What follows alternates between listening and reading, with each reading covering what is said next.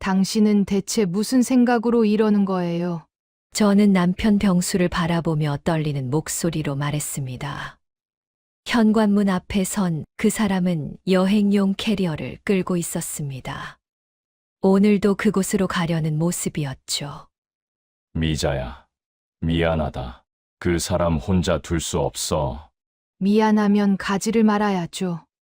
제발, 제 목소리가 떨렸습니다. 병수는 잠시 멈칫했지만 이내 고개를 저으며 캐리어를 들었습니다.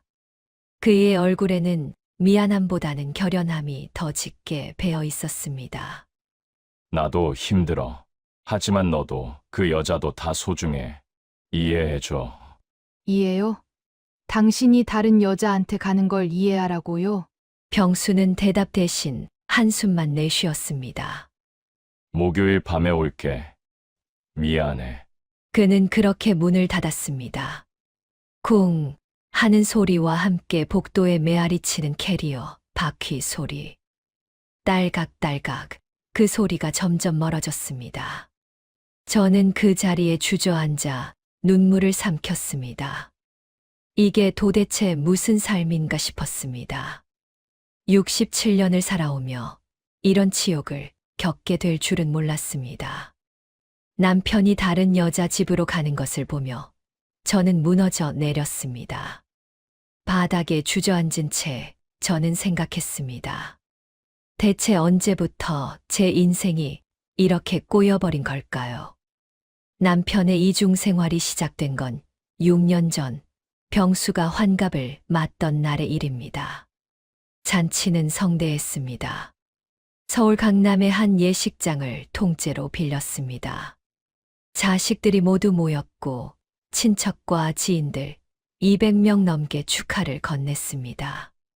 병수는 평생 불도저처럼 일해온 사람이었습니다. 가난한 집안에서 태어나 중학교만 겨우 졸업했지만 맨손으로 작은 철공소를 일으켰고 그것을 연 매출 300억 원대 중견 기업으로 키워냈습니다. 저는 그 옆에서 40년을 함께했습니다. 밤낮 없이 일하는 남편 뒤에서 집안일과 육아를 도맡았고 사업이 어려울 때는 제 친정 땅까지 팔아보탰습니다. IMF 때 병수가 부도 직전까지 갔을 때 제가 친정어머니를 설득해서 받은 5천만 원이 회사를 살렸습니다. 그렇게 우리는 함께 이 자리까지 왔습니다. 큰아들 태수는 의사가 되었고 둘째 딸 미숙은 대학 교수로 막내 아들 상호는 아버지 회사를 이어받을 준비를 하고 있었습니다. 미자야, 고생 많았어. 술에 취한 병수가 제 손을 꼭 잡았습니다. 단상 위에서 마이크를 잡고 말했습니다. 여러분, 제가 여기까지 온 건 다 이 사람 덕분입니다. 제 아내 김미자. 이 사람 없었으면 저는 아무것도 아니었습니다. 박수가 터져 나왔습니다. 저는 얼굴이 화끈거렸지만 기분은 좋았습니다. 그 손은 거칠었지만 따뜻했습니다. 저는 그저 웃으며 고개를 끄덕였죠. 그날 밤 저는 행복했습니다. 이제 남편도 나이가 들었으니 사업에서 손을 떼고 우리 부부만의 시간을 가질 수 있을 거라 생각했습니다.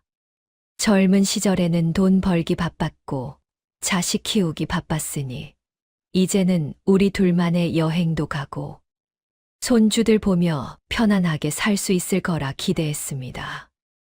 유럽 여행도 가고 제주도의 조그만 펜션도 하나 마련해서 여생을 보내자고 했던 약속들이 떠올랐습니다. 하지만 그로부터 사흘 뒤 병수가 거실에 저를 앉혀놓고 말했습니다. 그의 표정이 심각했습니다. 무슨 일인가 싶어 가슴이 철렁했죠. 혹시 건강검진에서 암이라도 발견된 건 아닌가? 아니면 회사에 무슨 큰 문제라도 생긴 건가? 온갖 걱정이 머릿속을 스쳤습니다. 미자야, 내가 할 말이 있어. 뭔데요? 무슨 일이에요? 왜 그런 표정을 지어요? 불안하게. 나 신세 진 사람 하나 돌봐줘야겠어. 신세 진 사람이요? 병수는 잠시 망설이더니 입을 열었습니다. 담배를 한 대 꺼내 물었다가 다시 내려놓았습니다. 내가 젊었을 때 사업이 거의 망할 뻔한 적 있잖아. 1997년 IMF 때 말이야. 그때 날 도와준 은인이 있었어. 강 사장이라고 자동차 부품 공장 하던 사람인데 그 사람이 날 믿고 외상으로 부품을 대줬어. 3개월치를. 그 돈이 2억 원이 넘었어. 그때 그 사람 아니었으면 우리 회사 완전히 망했어. 저는 고개를 끄덕였습니다. 그 이야기는 들은 적이 있었습니다. 그 강 사장님 말씀이시죠? 그런데요. 그 사람이 5년 전에 돌아가셨어. 폐암이었대. 그런데 딸이 하나 있는데 지금 혼자 살고 있어. 몸이 많이 안 좋아. 내가 좀 돌봐줘야 할 것 같아. 저는 고개를 끄덕였습니다. 은혜를 갚는 건 당연한 일이라고 생각했으니까요. 병수가 어려울 때 도와준 사람이라면 그 가족을 챙기는 게 맞다고 여겼습니다.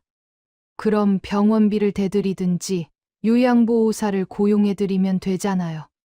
우리가 도와드려야죠. 하지만 병수의 다음 말은 제 예상을 완전히 벗어났습니다. 그래서 뭐 어떻게 돌본다는 이야기예요? 병수는 잠시 망설이더니 말했습니다. 제 눈을 똑바로 보지 못하고 창밖을 바라보며 말했습니다. 일주일에 며칠은 그쪽에서 지내야 할 것 같아. 그 말에 저는 숨이 막혔습니다. 귀를 의심했습니다. 일주일에 며칠을 다른 여자 집에서 지낸다니. 아무리 은인의 딸이라고 해도 그건 아니었습니다. 돈을 보내주거나 병원비를 대주는 것도 아니고 직접 가서 지낸다니. 그게 무슨 소리예요? 당신이 직접 가서 지낸다고요? 그 사람 혼자 있으면 위험해. 내가 옆에서 챙겨줘야 해. 그럼 요양보호사를 고용하든지 병원에 입원시키든지 해야죠. 왜 당신이 직접 가서 지내요? 병수는 고개를 저었습니다. 그런 게 아니야. 은인의 딸인데 어떻게 남한테 맡겨. 돈으로 해결할 수 있는 문제가 아니야. 내가 직접 챙겨야지. 그게 도리지. 도리요? 당신 아내 두고 다른 여자 집에 가서 지내는 게 도리예요? 병수는 답답하다는 표정을 지었습니다. 미자야, 제발 이해해줘. 일주일에 사흘만, 월, 화, 수 이렇게 사흘만 다녀올게. 목, 금, 토, 일은 집에 있을게. 저는 그날 밤 잠을 이루지 못했습니다. 병수는 제 옆에서 코를 골며 잤지만 저는 천장만 바라보았습니다. 마음 한구석에서 불안이 꿈틀거렸습니다. 뭔가 잘못되고 있다는 예감이 들었지만 그때는 그게 얼마나 큰 파국으로 이어질지 몰랐습니다. 새벽 4시가 넘어서야 겨우 잠이 들었는데 꿈속에서도 불안했습니다. 병수의 말대로 그는 일주일에 사흘을 그곳에서 지내기 시작했습니다. 첫 월요일 저녁 병수는 캐리어를 끌고 나갔습니다. 저는 현관문 앞에서 그 모습을 지켜보았습니다. 평소 출장 갈 때처럼 양복 대신 편한 트레이닝복 차림이었습니다. 캐리어 안에는 갈아입을 옷과 세면도구가 들어있었죠. 그럼 목요일 저녁에 올게. 저는 대답하지 않았습니다. 병수는 미안한 표정을 지으며 문을 나섰습니다. 처음 한 달은 참았습니다.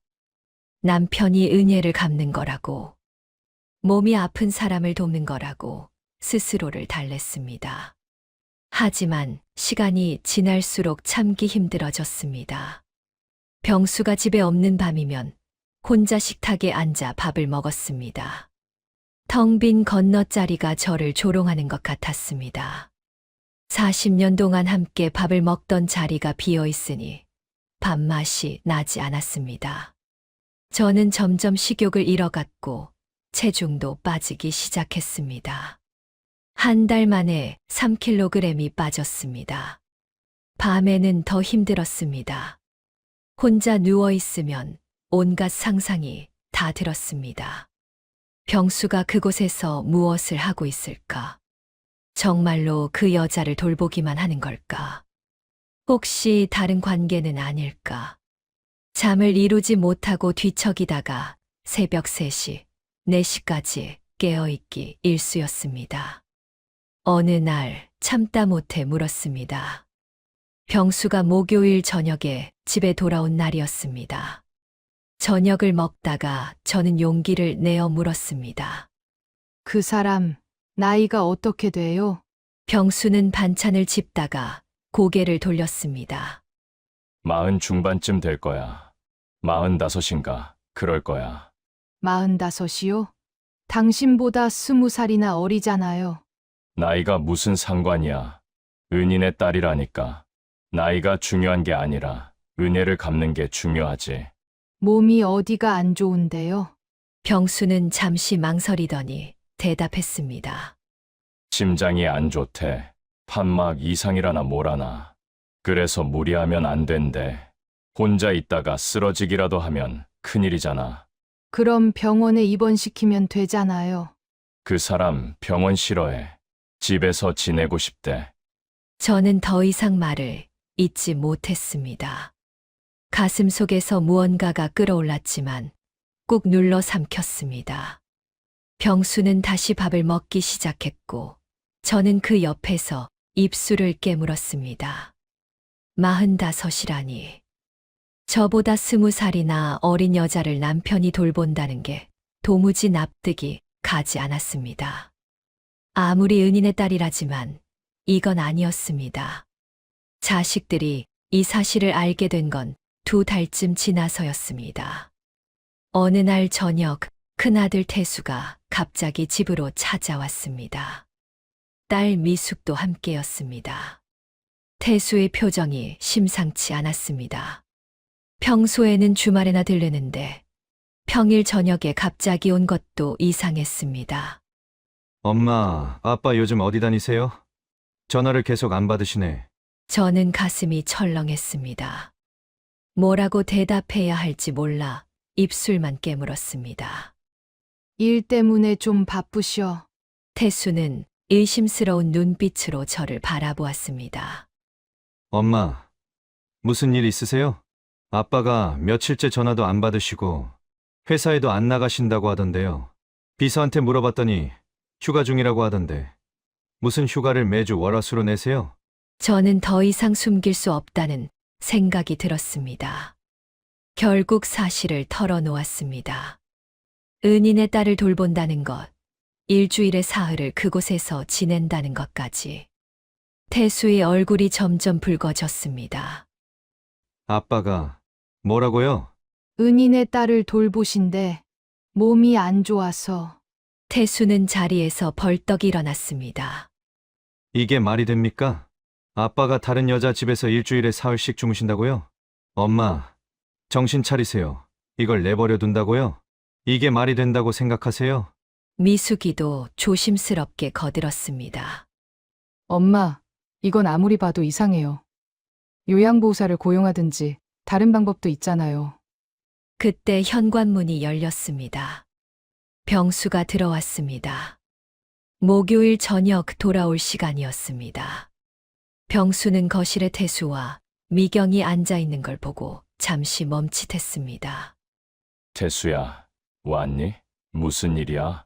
태수는 아버지를 똑바로 바라보았습니다. 아버지, 장난하시는 겁니까? 병수는 캐리어를 내려놓고 소파에 앉았습니다. 엄마한테 다 들었어? 네, 들었습니다. 아버지, 정신 차리세요. 이게 말이 됩니까? 일주일에 사흘씩 다른 여자 집에 가서 주무신다고요? 병수는 담담하게 대답했습니다. 은인의 딸이야. 내가 돌봐줘야지. 은인의 딸이라고 해도 이건 아니죠. 엄마는 어떡하라고요? 결혼 40년 된 부부가 이게 뭡니까? 태수야, 넌 몰라. 그 사람 아버지가 날 얼마나 도와줬는지. 알아요. 어렸을 때 아버지가 그 얘기 하신 거 들었어요. 그래서 도와드리는 걸 제가 뭐라고 합니까? 그 얘기가 아니잖아요. 돈으로 보답하세요. 병원비 대드리고 요양보호사 고용해드리고 그게 정상 아닙니까? 하지만 병수는 흔들리지 않았습니다. 너희들이 뭘 알아? 내 인생이야. 내가 알아서 할게. 아버지, 태수는 그날 밤 화를 내며 돌아갔습니다. 문을 쾅 닫고 나가는 아들의 뒷모습을 보며 저는 혼자 남아 눈물을 흘렸습니다. 자식들까지 알게 되니 더욱 수치스러웠습니다. 이제 온 가족이 다 알게 되었습니다. 석 달이 지났습니다. 병수는 여전히 일주일에 사흘을 그곳에서 지냈습니다. 그리고 나흘은 집에 돌아왔습니다. 하지만 그가 집에 있는 동안에도 저는 마음이 편할 수 없었습니다. 그 사람이 그곳에서 무엇을 하는지, 어떤 표정으로 그 여자를 대하는지 상상만 해도 가슴이 찢어지는 것 같았습니다. 밤마다 악몽을 꿨습니다. 병수가 그 여자와 함께 웃고 있는 꿈, 저를 떠나는 꿈. 잠을 깨면 온몸이 땀으로 흠뻑 젖어 있었습니다. 체중은 계속 빠졌습니다. 석 달 만에 7kg이 줄었습니다. 친구들이 물었습니다. 미자야, 다이어트 하냐? 얼굴이 많이 빠졌네. 저는 그저 웃으며 넘겼습니다. 차마 남편이 다른 여자를 돌본다고 말할 수 없었으니까요. 어느 날 저는 친구 영희를 만났습니다. 영희는 제 오랜 친구였습니다. 중학교 때부터 알고 지낸 친구로 서로의 인생을 다 아는 사이였죠. 동네 카페에서 차 한잔 마시며 수다를 떨다가 결국 참지 못하고 사실을 털어놓았습니다. 더 이상 혼자 견딜 수 없었습니다. 영희는 눈을 동그랗게 뜨고 물었습니다. 손에 들고 있던 커피잔을 탁자에 내려놓으며 말했습니다. 뭐, 병수 씨가 다른 여자랑 살림을 차렸다고? 은인의 딸을 돌보는 거래. 그게 무슨 개소리야. 미자야, 정신 차려. 그거 바람난 거야. 은인의 딸이라니, 그게 말이 되는 소리를 해야지. 저는 고개를 저었습니다. 아니야. 남편은 그런 사람 아니야. 40년을 같이 살았는데 내가 모르겠어? 영희는 한숨을 쉬며 제 손을 잡았습니다. 미자야, 내가 너무 착해서 그래. 남자들은 다 그런 식으로 핑계를 대. 은인의 딸이라니 말도 안 돼. 그 나이에 무슨 은인의 딸을 돌봐. 당장 이혼해. 그 더러운 돈 한 푼도 받지 말고 연을 끊어. 하지만 저는 그럴 수 없었습니다. 병수와의 40년 세월이 함께 쌓아온 추억들이 저를 붙잡았습니다. 젊은 시절 가난했지만 행복했던 날들, 자식들을 키우며 고생했던 순간들.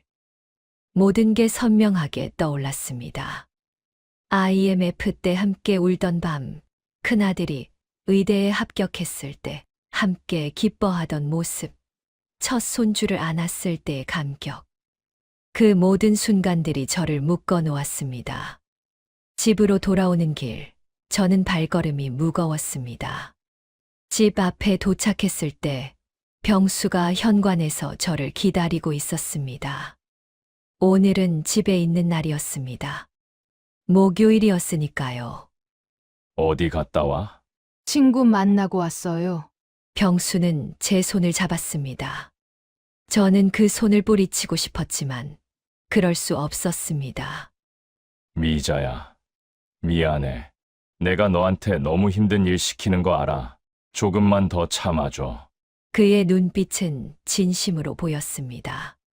저는 눈물이 날 것 같았지만 꾹 참았습니다. 당신 솔직하게 말해줘요. 그 사람이랑 그런 관계예요? 병수는 잠시 멈칫했습니다. 제 눈을 똑바로 보지 못했습니다. 아니야. 그냥 은인의 딸일 뿐이야. 정말이야. 그럼 왜 제 눈을 못 봐요? 뭔가 숨기는 거 아니에요? 미자야. 제발 믿어줘. 나 정말 아무것도 안 해. 그냥 밥 챙겨주고, 약 챙겨주고, 그렇게 돌보는 거야. 하지만 저는 그의 말을 믿을 수 없었습니다. 그의 표정에서 거짓이 보였지만 저는 모른 척 했습니다. 진실을 마주할 용기가 없었습니다. 알고 싶지 않았습니다.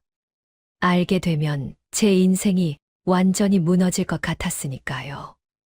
석 달이 더 지났습니다.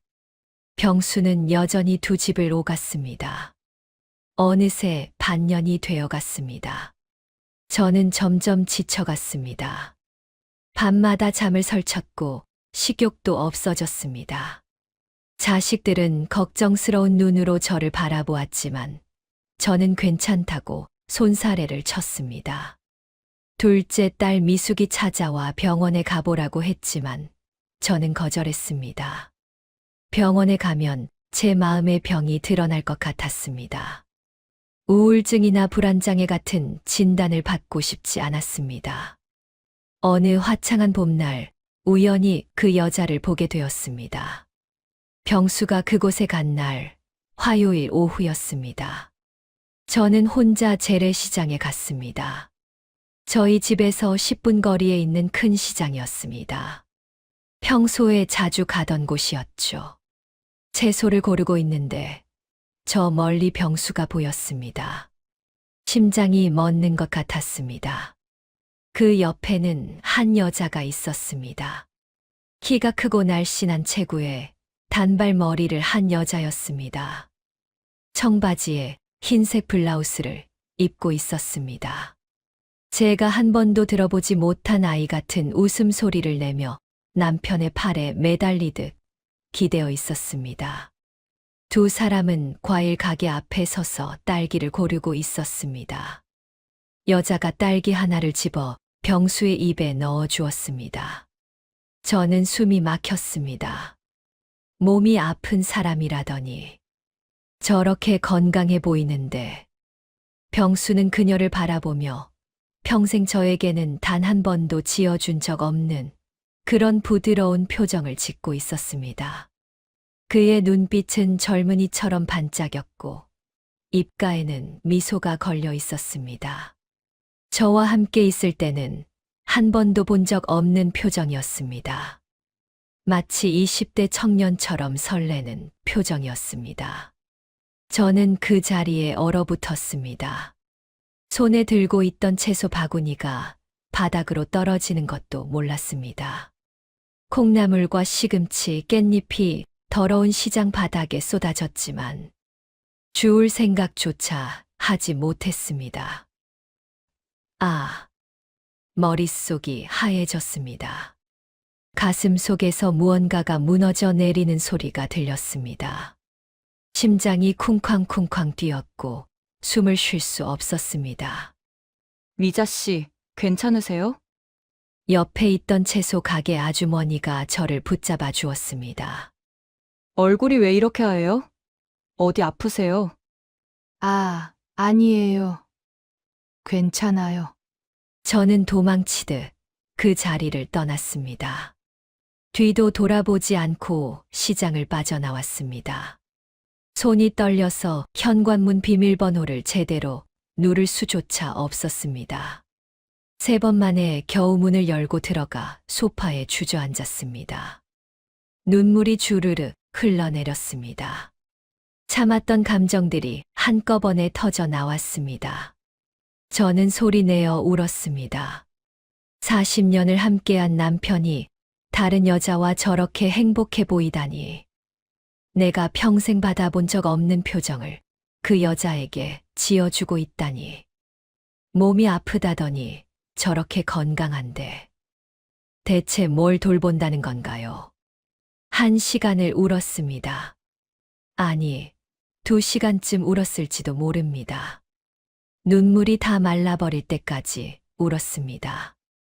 다음 날 목요일 저녁 7시 어김없이 현관문이 열리고 병수가 돌아왔습니다. 저는 소파에 앉아 그를 똑바로 바라보았습니다. 눈은 퉁퉁 부어 있었지만 신경 쓰지 않았습니다. 미자야, 나왔어. 저녁 먹었어? 어제 시장에서 당신 봤어요. 병수의 얼굴이 굳었습니다.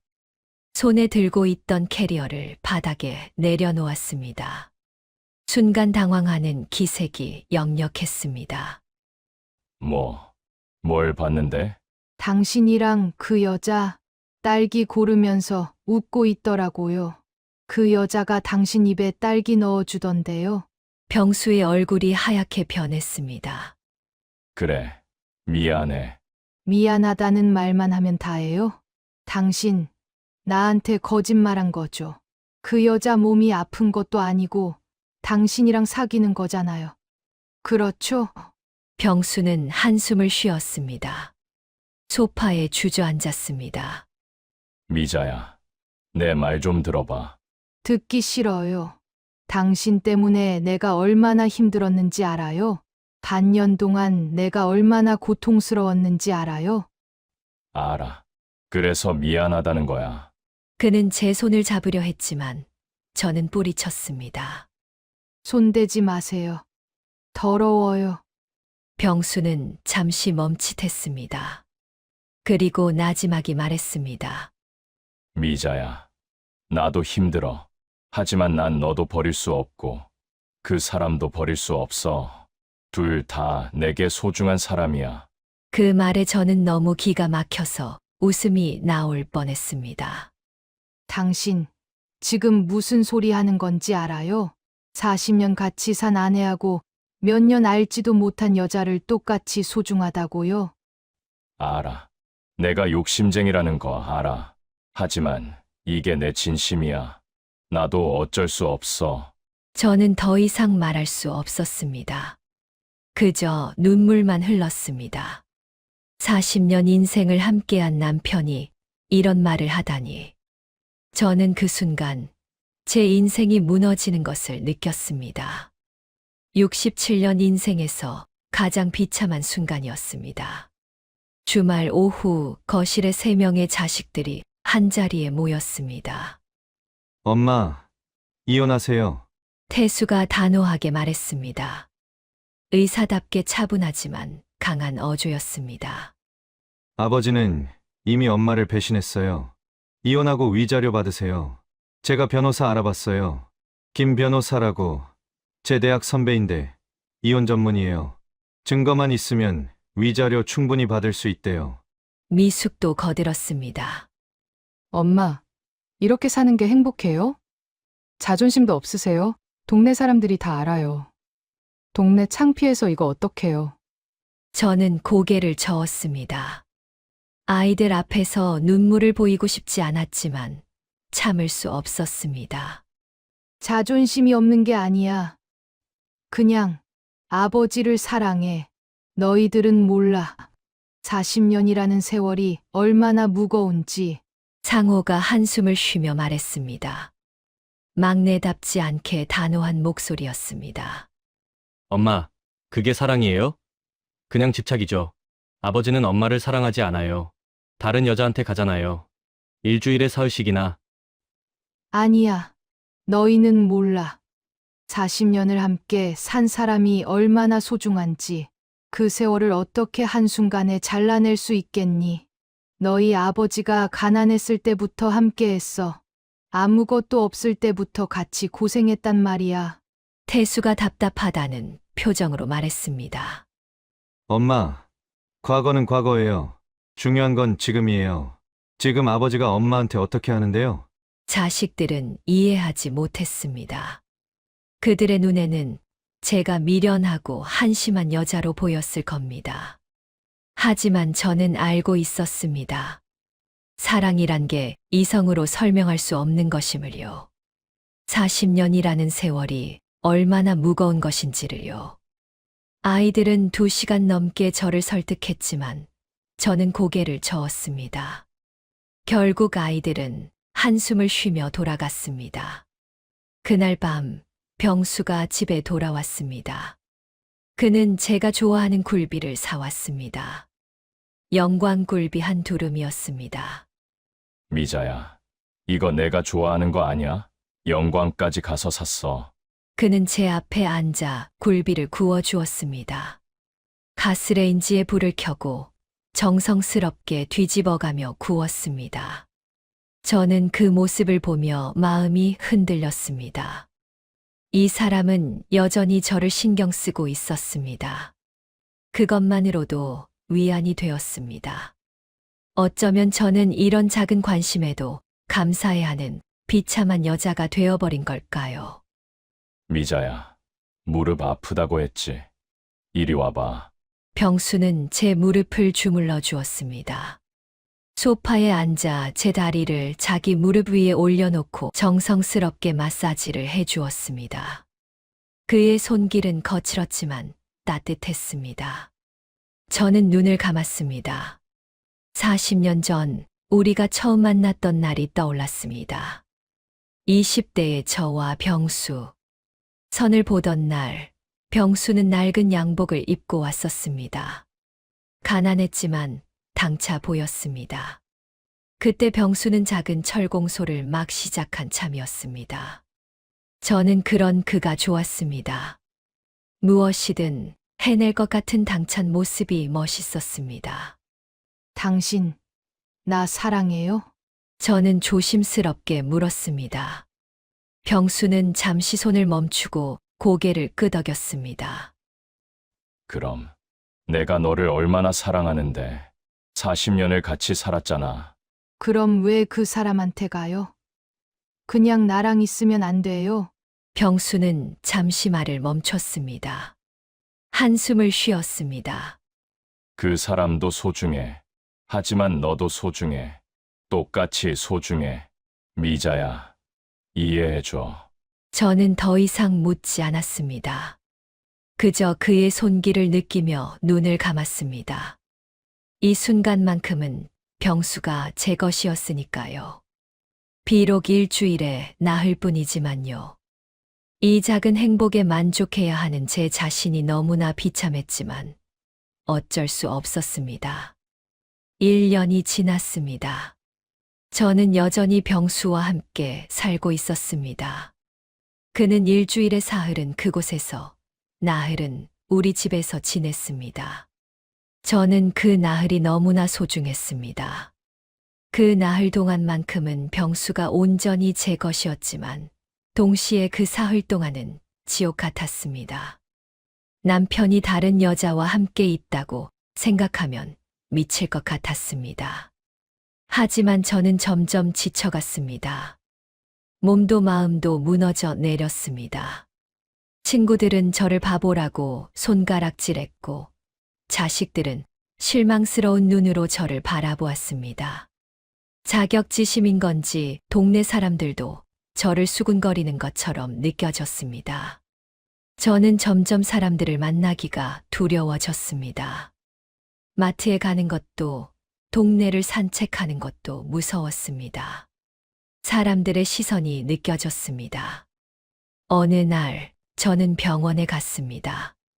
요즘 자주 가슴이 답답하고 숨이 차서였습니다. 계단을 오르면 숨이 가빠지고 밤에는 가슴이 두근거려서 잠을 잘 수 없었습니다. 의사는 심전도 검사를 했고 혈압도 재고 심장 초음파도 찍었습니다. 결과를 보더니 심각한 표정을 지었습니다. 김미자 씨, 스트레스를 많이 받으셨나 봐요. 심장이 많이 약해졌어요. 혈압도 높고요. 160에 100이에요.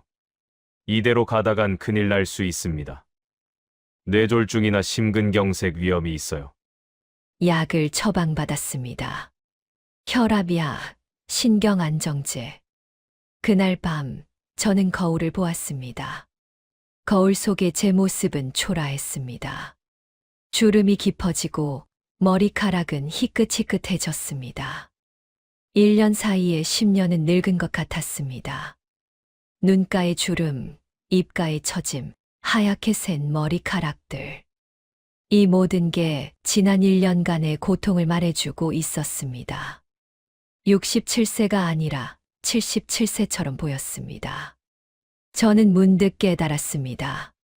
이렇게 살다가는 제가 먼저 죽을 거라고. 병수를 사랑하지만 이 사랑이 저를 죽이고 있다는 걸요. 사랑이 사람을 살리는 게 아니라 죽이고 있었습니다. 의사가 말했습니다. 이대로 가다간 5년도 못 삽니다. 저는 결심했습니다. 더 이상 이렇게 살 수 없다고. 병수를 사랑하지만 제 자신도 사랑해야 한다고. 67년을 살아온 제 인생이 이렇게 비참하게 끝날 수는 없었습니다. 며칠 뒤 병수가 집에 돌아왔을 때 저는 그를 거실로 불렀습니다. 목요일 저녁이었습니다. 당신, 우리 이야기 좀 해요. 병수는 캐리어를 내려놓고 소파에 앉았습니다. 무슨 이야기? 저녁은 먹었어? 저는 심호흡을 하고 말했습니다. 나, 더 이상 이렇게 못 살겠어요. 병수의 얼굴이 굳었습니다. 무슨 소리야? 당신이 두 집 살림하는 거, 이제 못 참겠어요. 나도 사람이에요. 나도 자존심이 있고, 감정이 있어요. 1년 동안 참았어요. 이제 한계예요. 병수는 한숨을 쉬었습니다. 미자야, 나도 힘들어. 하지만 뭐요? 당신은 두 여자한테 다 잘하려고 하지만 나는 혼자 죽어가고 있어요. 병원에서 심장이 약해졌대요. 스트레스 때문에요. 혈압도 높아졌어요. 약 먹어요. 매일. 이게 다 누구 때문인데요? 저는 눈물을 흘렸습니다. 병수는 제 손을 잡으려 했지만 저는 뿌리쳤습니다. 당신, 선택해요. 나랑 살 건지, 그 사람이랑 살 건지. 병수는 입술을 깨물었습니다. 한참을 침묵하더니 말했습니다. 미자야, 나한테 그런 선택 강요하지 마. 왜요? 당신은 나한테 1년 넘게 고통 줬잖아요. 이제 당신이 선택할 차례예요. 일주일만 시간 줄게요. 일주일 후에 대답하세요. 병수는 대답하지 않았습니다. 저는 그의 침묵이 답이라는 걸 알았습니다. 그는 선택하지 않을 겁니다. 아니, 선택할 수 없을 겁니다. 두 여자 모두를 원하니까요. 욕심쟁이니까요. 일주일이 지났습니다. 병수는 대답하지 않았고 저는 집을 나왔습니다. 자식들과 상의한 끝에 둘째 딸 미숙이의 집 근처에 작은 원룸을 얻었습니다. 미숙이가 발품을 팔아 구해준 곳이었습니다. 보증금 5천만 원에 월세 50만 원짜리 작은 방이었습니다. 15평 남짓한 공간이었지만 깨끗하고 햇볕이 잘 들었습니다. 병수는 만류했지만 저는 흔들리지 않았습니다. 미자야, 제발 다시 생각해봐. 생각 다 했어요. 나는 이제 나를 위해 살 거예요. 당신은 당신 인생 사세요. 짐을 싸는 동안 병수는 멍하니 서 있었습니다. 40년간 살았던 집을 떠나는 건 쉽지 않았습니다. 옷가지, 이불, 식기, 책들. 40년간의 추억이 담긴 물건들을 박스에 담았습니다. 하지만 저는 더 이상 이곳에 있을 수 없었습니다. 이 집에 있으면 제가 죽을 것 같았습니다. 결혼 반지를 빼서 식탁 위에 올려놓았습니다. 40년간 끼고 있던 반지였습니다. 처음 낄 때는 들어가지 않아서 손가락에 로션을 발라야 했던 반지. 이제는 살이 빠져서 헐렁해진 반지. 그 반지를 빼는 순간 눈물이 흘렀습니다. 원룸은 좁았지만 아늑했습니다. 저는 짐을 풀며 생각했습니다. 이제 어떻게 살아야 하나. 67세의 나이에 새로운 인생을 시작한다는 게 쉽지 않았습니다. 하지만 해야 했습니다. 나를 위해서, 내 건강을 위해서. 며칠 뒤 딸 미숙이가 찾아왔습니다. 손에는 과일 바구니를 들고 있었습니다. 엄마, 괜찮으세요? 응, 괜찮아. 혼자 사는 것도 나쁘지 않더라. 미숙은 제 손을 잡았습니다. 눈물을 글썽였습니다. 엄마, 용기 내줘서 고마워요. 정말 잘하신 거예요. 저는 웃으며 고개를 끄덕였습니다. 딸이 말을 들으니 제가 옳은 선택을 한 것 같았습니다. 하지만 밤이 되면 외로웠습니다. 40년간 옆에 있던 사람이 없으니 집이 너무 텅 비어 보였습니다. 저는 가끔 병수를 떠올렸습니다. 그가 지금 무엇을 하고 있을까? 나를 그리워할까? 아니면 그 여자와 함께 행복하게 지내고 있을까? 이제는 일주일 내내 그 여자와 함께 있겠죠. 한 달쯤 지났을 때 병수가 찾아왔습니다. 그의 얼굴은 수척해져 있었습니다. 턱수염도 깎지 않았고 옷차림도 평소답지 않게 구겨져 있었습니다. 미자야, 집에 돌아와. 저는 고개를 저었습니다. 싫어요. 나는 이제 여기서 살 거예요. 내가 잘못했어. 그 사람이랑 끝낼게. 저는 그의 눈을 똑바로 바라보았습니다. 정말요? 진심이에요?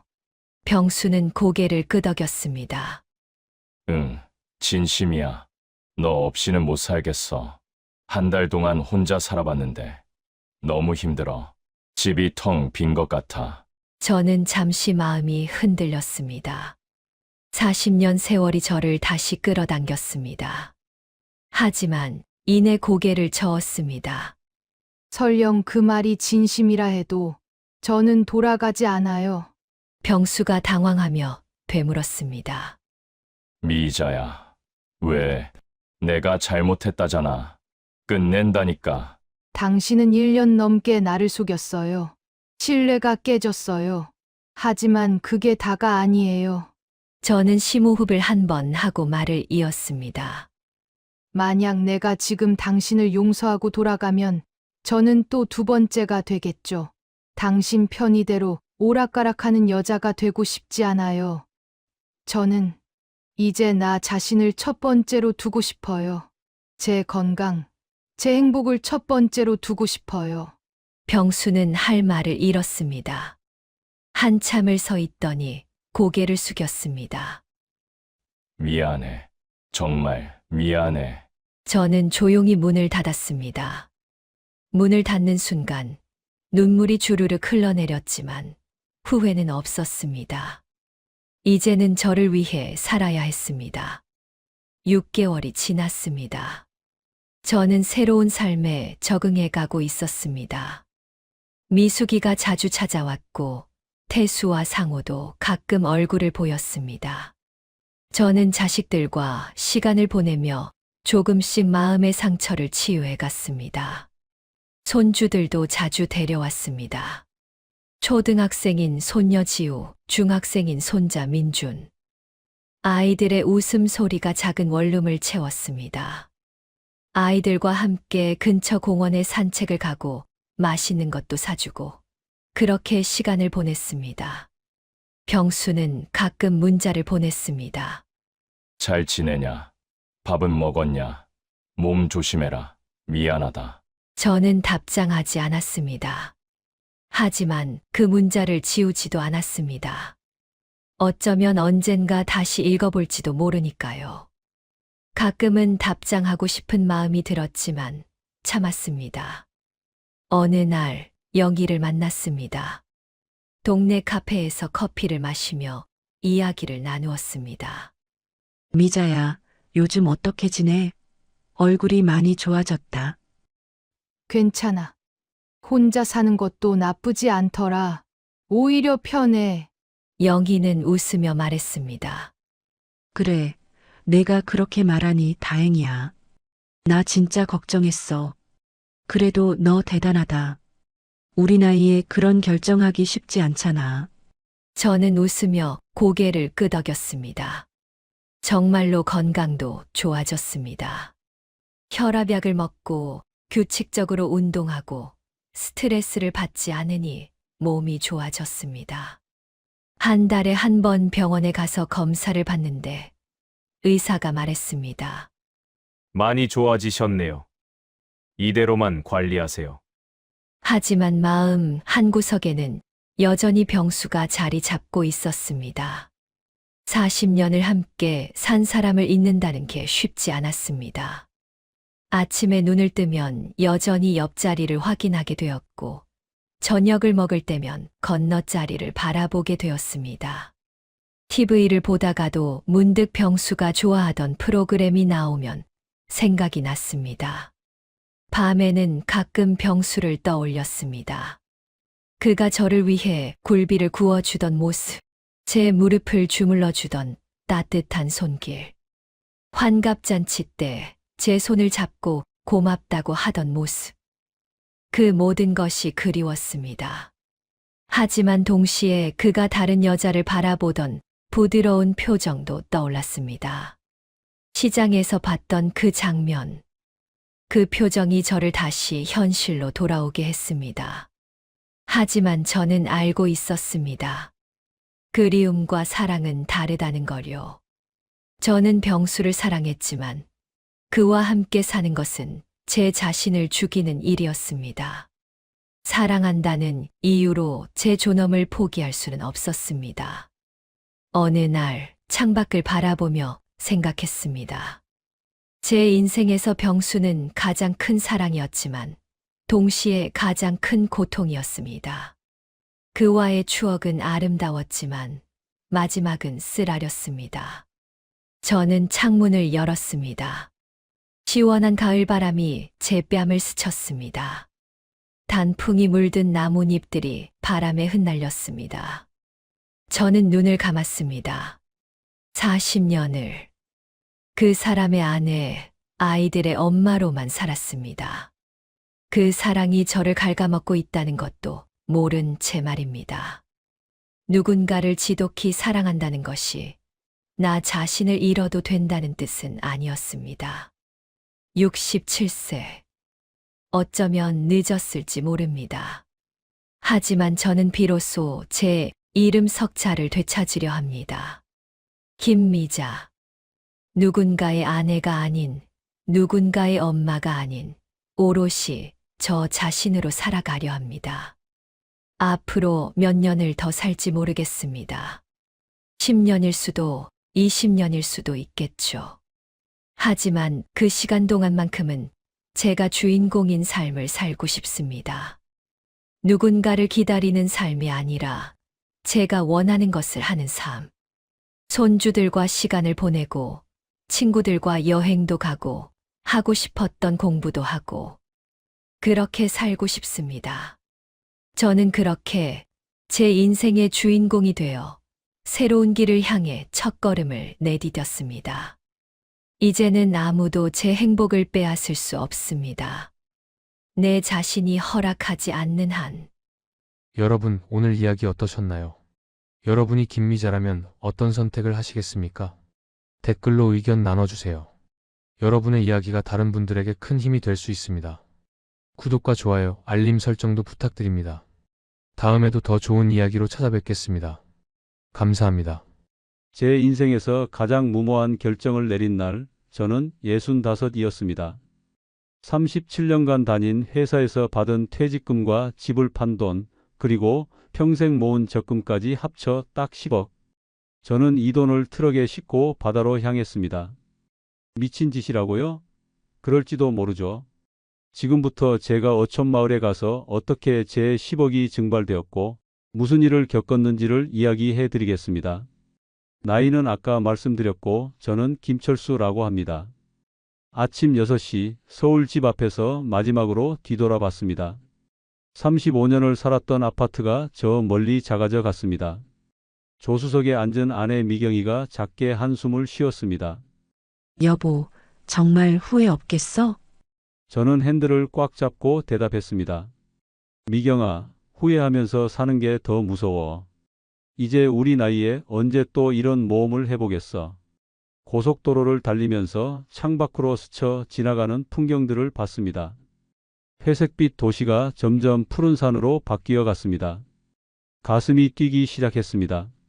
어린 시절 할아버지와 함께 갔던 바다, 그때부터 품어온 꿈이었습니다. 바다가 보이는 집에서 살고 싶다는 꿈. 내비게이션이 목적지 킬로미터 전이라고 알려줬을 때 저 멀리 푸른 바다가 보였습니다. 목적지 1km 전입니다. 미경이가 조수석에서 몸을 앞으로 기울였습니다. 와, 정말 바다네. 생각보다 훨씬 예쁘다.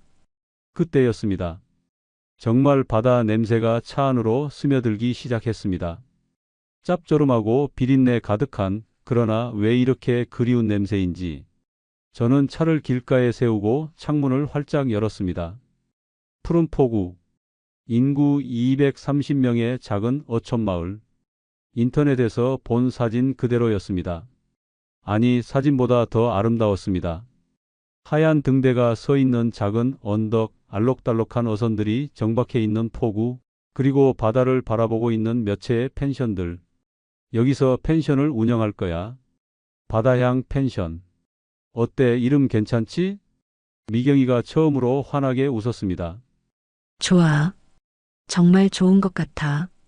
마을 입구에 들어서자 몇 명의 할아버지들이 우리 차를 신기한 듯 바라봤습니다. 서울 번호판을 단 차량이 낯선 모양이었습니다. 저는 손을 흔들어 인사했지만 그들은 무표정하게 우리를 지켜볼 뿐이었습니다. 마을 중심가에 도착했을 때 부동산 중개소 앞에서 한 남자가 우리를 기다리고 있었습니다. 전화로 약속한 박 사장이었습니다. 50대 후반쯤 되어 보이는 그는 환한 미소로 우리를 맞아주었습니다. 어서 오세요, 김철수 사장님. 오시느라 고생 많으셨습니다. 제가 박인수입니다. 악수를 나누는 그의 손이 거칠었습니다. 바다 사람의 손이라고 생각했습니다. 믿을만해 보였습니다. 여기가 바로 제가 말씀드린 그 땅입니다. 어떠세요? 마음에 드시죠? 바다가 한눈에 내려다 보이는 언덕 위의 땅이었습니다. 200평 정도 되어 보였는데 펜션을 짓기에 딱 좋은 크기였습니다. 미경아, 여기 어때? 바다 전망이 끝내주지 않아? 정말 좋네. 여기서 아침마다 바다를 보면서 커피 마시는 생각만 해도 기분이 좋아지네. 박 사장이 자신만만하게 말했습니다. 사장님, 이 동네에서 이만한 땅 다시 나오기 힘들어요. 제가 20년 넘게 부동산 일하면서 이런 땅은 처음 봅니다. 게다가 마을 사람들도 다 좋은 분들이에요. 외지분들 오시면 잘 도와드리거든요. 그 말을 듣고 안심이 됐습니다. 혹시나 했던 텃세 걱정도 사라졌습니다. 좋습니다. 계약하죠. 그 순간 바닷바람이 우리를 감쌌습니다. 마치 바다가 우리를 환영하는 것 같았습니다. 저는 깊게 숨을 들이마셨습니다. 이제 정말 새로운 인생이 시작되는 거구나. 계약서에 사인을 하면서 박 사장이 말했습니다. 참, 사장님. 펜션 건축하실 때 허가 관련해서 제가 다 도와드릴게요. 이 동네 일은 저만큼 잘 아는 사람 없거든요. 마을 이장님하고도 친하고 어촌 계장님하고도 잘 지내거든요. 고맙습니다. 정말 든든하네요. 하지만 그때는 몰랐습니다. 박 사장의 그 친절한 미소 뒤에 무엇이 숨어 있는지, 그리고 이 아름다운 마을에 어떤 어둠이 기다리고 있는지. 저녁이 되어 식당에서 회를 먹었습니다. 싱싱한 광어회가 입안에서 살살 녹았습니다. 미경이가 소주잔을 들어 올렸습니다. 여보, 우리 새로운 시작 축하해요. 그래, 우리 제2의 인생 건배. 소주잔이 부딪히는 소리가 바다 소리와 어우러졌습니다. 그때만큼은 세상에서 가장 행복한 사람이 된 것 같았습니다. 첫날 밤을 마을에 있는 민박집에서 보냈습니다.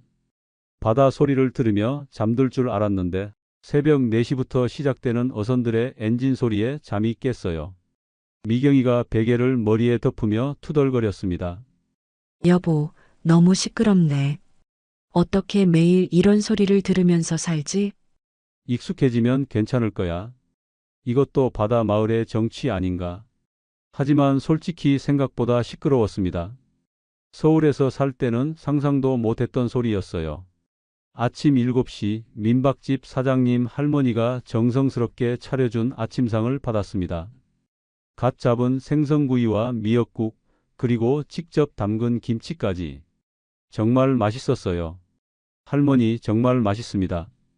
이런 음식 서울에서는 먹기 힘들어요. 그런가요? 그냥 평범한 밥상인데. 그런데 사장님, 정말 여기서 펜션 하실 거예요? 네, 그럼요. 박 사장님이 좋은 땅 구해주셔서 곧 공사 시작할 예정입니다. 할머니의 표정이 미묘하게 변했어요. 뭔가 말하고 싶은데 참는 것 같았습니다.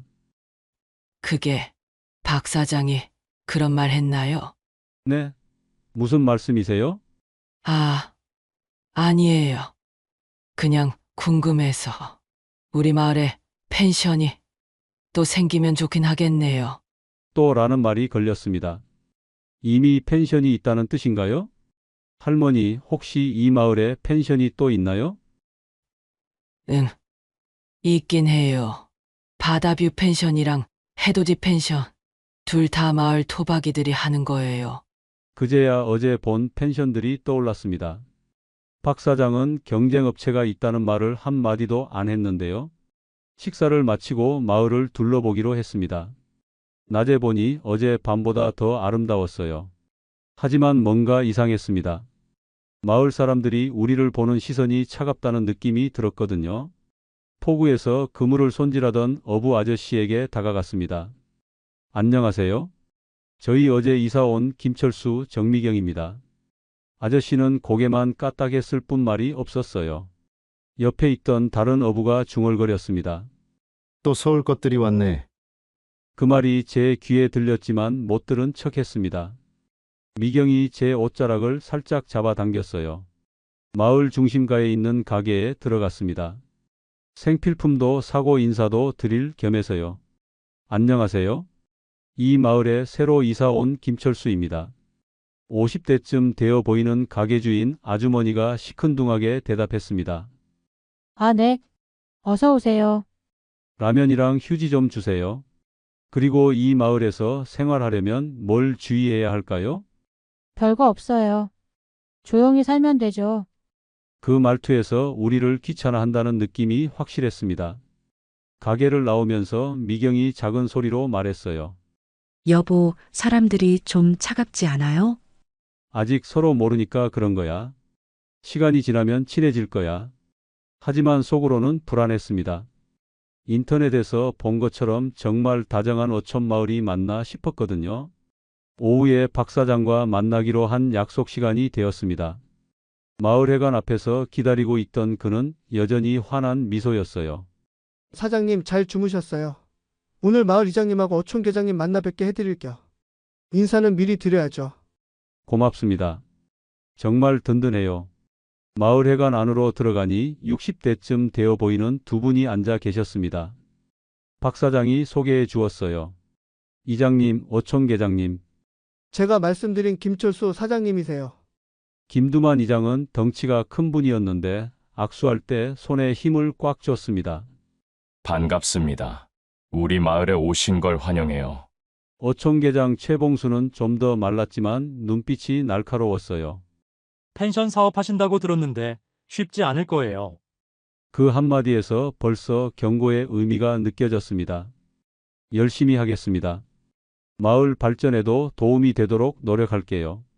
김두만 이장이 묘한 미소를 지었어요. 그래요. 열심히 하세요. 다만 우리 마을엔 우리 마을만의 규칙이 있어요. 그걸 잘 지켜주시면 문제 없을 거예요. 어떤 규칙 말씀이신가요? 최봉수 계장이 끼어들었습니다. 천천히 알게 되실 거예요. 급하게 생각하지 마시고. 분위기가 미묘했어요. 환영한다고 하면서도 뭔가 견제하는 느낌이었습니다. 마을회관을 나오면서 박 사장에게 물어봤어요. 박 사장님, 이장님이 말씀하신 마을 규칙이 뭔가요? 아, 그냥 하는 말이에요. 별거 아닙니다. 술 한잔하면서 친해지시면 돼요. 하지만 박 사장의 표정도 어딘지 어색했습니다. 저녁에 민박집으로 돌아오는 길에 미경이가 말했어요. 여보, 뭔가 이상하지 않아? 사람들이 우리를 반기는 것 같지 않은데. 그냥 처음이라 그런 거야. 시간이 지나면 괜찮아질 거야. 그런데 정말 괜찮아질까? 마을 입구 담벼락에 붙은 현수막도 있던데. 외지인의 무분별한 개발을 반대합니다. 푸른포구 주민 일동. 그때까지도 그 현수막이 우리를 겨냥한 것인 줄은 몰랐습니다. 허가 서류 한 뭉치를 들고 마을회관에 들어서는 순간 저는 전쟁터에 맨몸으로 뛰어든 기분이었습니다. 김두만 이장과 최봉수 어촌계장 그리고 몇 명의 마을 어르신들이 둥글게 앉아 저를 기다리고 있었습니다. 그들의 시선이 차갑기는 겨울 바닷바람 같았습니다. 사흘 전 박 사장과 함께 허가 신청서를 제출한 후 오늘 결과를 듣기로 했거든요. 가슴이 두근거렸습니다. 펜션 사업의 첫 관문이었으니까요. 김두만 이장이 서류를 천천히 넘기며 말했어요.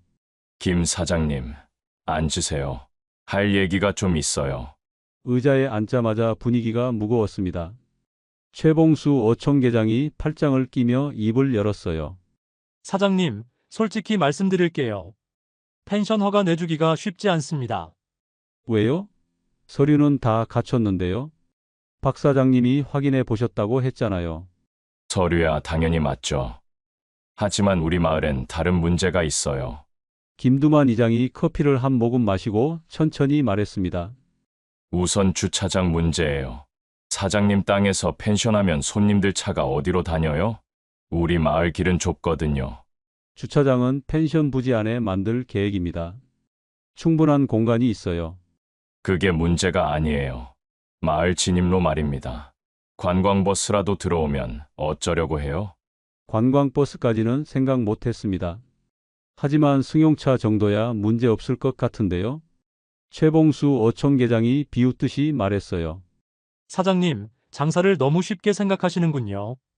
펜션 손님들이 밤늦게 술 먹고 소란 피우면 어쩔 거예요? 우리 마을 사람들은 새벽 4시에 받아 나가야 해요. 그런 일이 없도록 주의시키겠습니다. 조용히 운영할게요. 말로는 쉽죠? 하지만 장담할 수 있어요? 그때 옆에 앉았던 어르신 한 분이 끼어들었습니다. 젊은이, 우리 마을이 관광지가 되면 바다가 더러워져요. 쓰레기 버리고 낚시꾼들이 그물 망가뜨리고 그런 피해는 누가 책임져요? 피해가 생기면 제가 책임지겠습니다. 보상도 해드리고요. 보상이요? 우리가 돈 때문에 이러는 줄 아세요? 분위기가 험악해졌어요. 김두만 이장이 손을 들어 제지했습니다. 자, 그만해요. 김 사장님, 우리가 무조건 반대하는 건 아닙니다. 다만 몇 가지 조건이 있어요. 드디어 본론이 나왔구나 싶었습니다. 어떤 조건인가요? 첫째, 마을 발전기금으로 3천만 원 내세요. 둘째, 마을 청소를 일주일에 2번씩 해주세요. 셋째, 마을 행사 때마다 음식이랑 술값 대세요. 3천만 원이라고요? 그건 너무 과한 것 같은데요. 최봉수 어촌계장이 냉정하게 말했어요. 과하다고요? 다른 마을은 5천만 원씩도 받아요. 우리가 적게 요구하는 거예요. 그런 규정이 어디에 있나요? 법적 근거가 있어요? 법적 근거요? 이건 우리 마을 자치 규약입니다. 외지인이 사업하려면 당연히 마을에 기여해야죠. 박 사장은 이런 얘기 전혀 안 했는데요. 미리 알았다면 박 사장이 뭘 알겠어요. 정작 결정하는 건 우리들인데. 그때 깨달았습니다. 박 사장의 말을 너무 믿었다는 걸요. 마을 일을 잘 안다고 했지만 실제 권력은 따로 있었던 거예요. 그럼 이 조건들을 다 맞춰야 허가가 나오는 건가요? 김두만 이장이 고개를 끄덕였어요. 맞아요. 그리고 하나 더. 우리 마을 기존 펜션들과 가격 담합하지 마세요. 너무 싸게 받으면 안 됩니다. 가격까지 정해 주시는 건가요? 시장 질서를 생각해야죠. 무분별한 가격 경쟁은 모두에게 독이에요. 머리가 복잡해졌습니다. 3천만 원의 마을 청소의 행사비까지 계산해보니 1년에 5천만 원 정도는 추가로 들 것 같았어요. 좀 더 생각해 볼 시간을 주세요. 그러세요. 하지만 너무 오래 끌지는 마세요. 허가 신청 기한이 있거든요. 마을회관을 나서면서 다리가 후들거렸습니다. 이런 조건들이 기다리고 있을 줄 몰랐거든요. 집으로 돌아가는 길에 박 사장에게 전화했어요. 박 사장님, 마을 발전 기금이 3천만 원이라고 하는데 미리 말씀 안 해주셨네요. 아, 그거요? 보통은 협상해서 줄일 수 있어요. 제가 한 번 더 얘기해 볼게요. 정말요? 그럼 다행인데? 걱정 마세요, 사장님. 제가 다 알아서 해드릴게요. 박 사장의 말에 다시 한번 의지했습니다. 하지만 뭔가 석연치 않았어요. 집에 와서 미경이에게 오늘 일을 다 얘기했습니다. 3천만 원? 그럼 우리 예산이 완전히 틀어지는 거 아니야? 그러게 말이야. 계획보다 훨씬 많이 들 것 같아. 여보, 혹시 우리가 너무 성급했던 건 아닐까? 다른 지역도 알아봤어야 하는 거 아니야? 이미 계약도 했고 돈도 넣었는데 어떻게 해? 일단 박 사장님 말을 믿어보자. 하지만 불안감은 계속 커졌습니다. 첫날의 설렘은 온데간데 없고 현실의 벽이 생각보다 높았어요. 그날 밤 잠자리에 들면서 바다 소리를 들었습니다. 여전히 아름다웠지만 어제와는 다르게 들렸어요. 뭔가 경고하는 것 같았거든요. 창밖을 보니 마을이 고요했습니다. 하지만 그 고요함 뒤에 무엇이 숨어 있는지 알 수 없었습니다. 공사 첫날 포크레인이 땅을 파다가 지하 수도관을 터뜨렸습니다. 마을 전체가 하루 종일 단수가 됐습니다. 우연의 일치치고는 너무 기가 막혔습니다. 설계도에는 분명히 수도관이 표시되어 있지 않았는데 말이에요. 오후 2시쯤 마을 해관에서 김두만 이장이 직접 찾아왔습니다. 얼굴이 벌겋게 상기되어 있었어요. 김 사장님, 이게 어떻게 된 일입니까? 우리 마을 사람들이 하루 종일 물도 못 쓰고 있어요. 죄송합니다. 설계도에는 없었는데 몰랐습니다. 몰랐다고요? 이런 기본적인 것도 확인 안 하고 공사를 시작했다는 말입니까? 현장 소장이 급하게 뛰어와서 말했어요.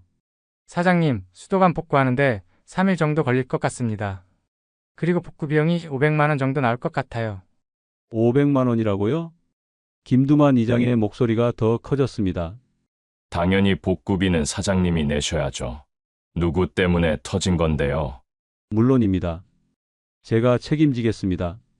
하지만 속으로는 화가 났어요. 설계 업체가 제대로 된 측량을 했다면 이런 일은 없었을 텐데. 박 사장이 소개해준 업체였거든요. 그날 밤 박 사장에게 전화했습니다. 박 사장님, 설계 업체에서 지하 매설물 확인을 제대로 안 한 것 같아요. 그럴 리가요. 아마 아주 오래된 수도관이라 도면에 없었나 봐요. 가끔 그런 일 있어요. 하지만 이런 기본적인 것도 사장님 너무 예민하게 생각하지 마세요. 공사하다 보면 이런 일 한두 번은 있어요. 박 사장의 태도가 어딘지 무책임해 보였습니다. 이틀 뒤 공사를 재개했는데 이번엔 더 황당한 일이 터졌어요. 기초 콘크리트를 붓고 있는데 갑자기 비가 내리기 시작한 거예요. 일기예보에서는 맑다고 했는데 말이에요. 현장 소장이 황급히 뛰어와서 말했습니다. 사장님, 큰일 났어요. 콘크리트가 다 망가졌어요. 비 때문에 강도가 나오지 않을 것 같습니다. 그럼 어떻게 해야 해요? 다시 부수고 새로 부어야 해요. 추가 비용이 800만 원 정도 들 것 같습니다. 또 800만 원이요? 그때 인부 중 한 명이 조용히 다가와서 귓속말로 말했어요. 사장님, 이상해요. 일기예보 보니까 오늘 비 온다는 얘기가 전혀 없었는데. 근데 마을 사람들은 아침부터 빨래 걷고 있더라고요. 그 말이 이상했습니다. 마을 사람들이 미리 비 온다는 걸 알고 있었다는 뜻인가요? 그런데 진짜 이상한 건 그 다음부터였어요. 공사 인부들이 하나둘씩 이유를 대며 일을 그만두기 시작한 거예요. 첫 번째 인부가 말했어요. 사장님, 죄송한데 급한 일이 생겨서 다른 현장 가야 할 것 같아요. 둘째 날엔 2명이 더 나갔습니다. 사장님, 우리 어머니가 갑자기 아프셔서. 사장님, 허리가 아파서 병원에 가봐야겠어요. 셋째 날에는 아예 3명이 한꺼번에 나갔어요. 이상했습니다. 처음에는 12명으로 시작했는데 일주일 만에 6명만 남았거든요. 현장 소장에게 물어봤어요. 소장님, 왜 인부들이 자꾸 나가는 거예요? 일당도 다른 곳보다 많이 주고 있는데. 글쎄요. 요즘 일손이 부족해서 그런가 봐요. 새 인부 구하기도 쉽지 않고요. 하지만 뭔가 석연치 않았어요. 마을 어귀에서 우리 공사 인부들이 마을 사람들과 얘기하는 걸 본 적이 있거든요. 그날 저녁 집에 돌아와서 미경이에게 하루 있었던 일을 얘기했습니다. 여보, 뭔가 이상해. 자꾸 사고가 생기고 인부들도 나가고. 미경이의 표정이 어두워졌어요. 나도 마트에서 이상한 얘기 들었어. 사람들이 우리 뒷담화하는 소리를. 무슨 얘기? 우리가 마을 분위기 망친다고, 공사 때문에 시끄럽다고, 그리고 어차피 오래 못 버틸 거라고 하더라고. 어차피 오래 못 버틴다고? 응. 마치 우리가 실패할 걸 확신하는 것 같았어.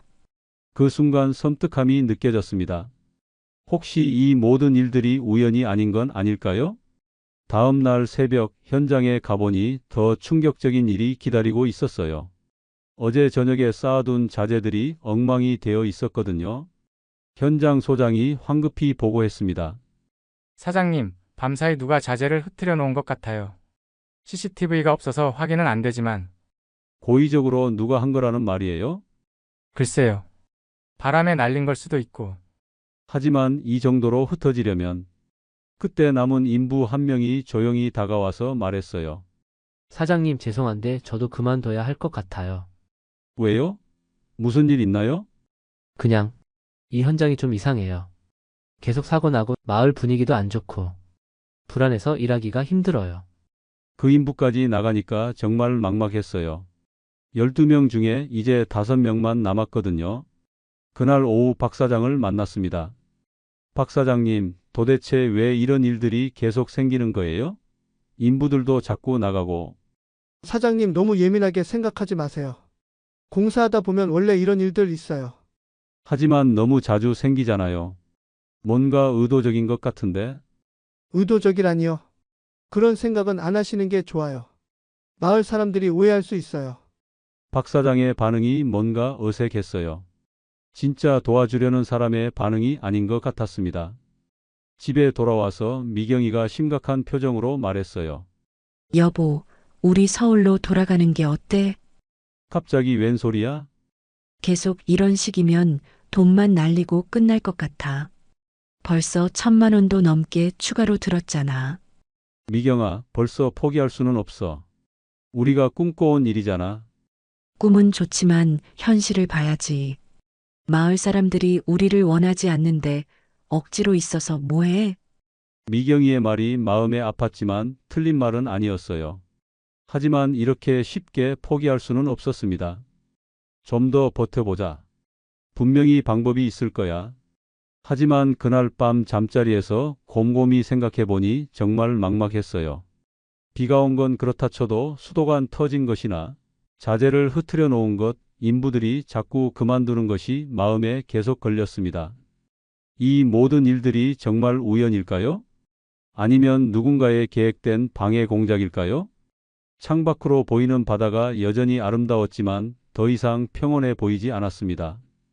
공사가 시작된 지 한 달이 지났는데 진척은 거의 없었어요. 인부는 계속 줄어들고 자재비는 계속 올라가고 벌써 예산을 2천만 원이나 초과했습니다. 그런 와중에 박 사장이 전화를 걸어왔어요. 사장님 급한 얘기가 있어서 연락드렸습니다. 시간 되실 때 한번 만나뵐 수 있을까요? 무슨 일이세요? 전화로는 곤란하고요. 사장님께 도움이 될 만한 좋은 얘기가 있어서요. 그날 오후 박 사장을 만났습니다. 평소보다 진지한 표정이었어요. 사장님 펜션 공사 많이 힘드시죠? 솔직히 예상보다 어려워요. 예산도 초과하고 마을 분위기도 좋지 않고. 그럴 줄 알았어요.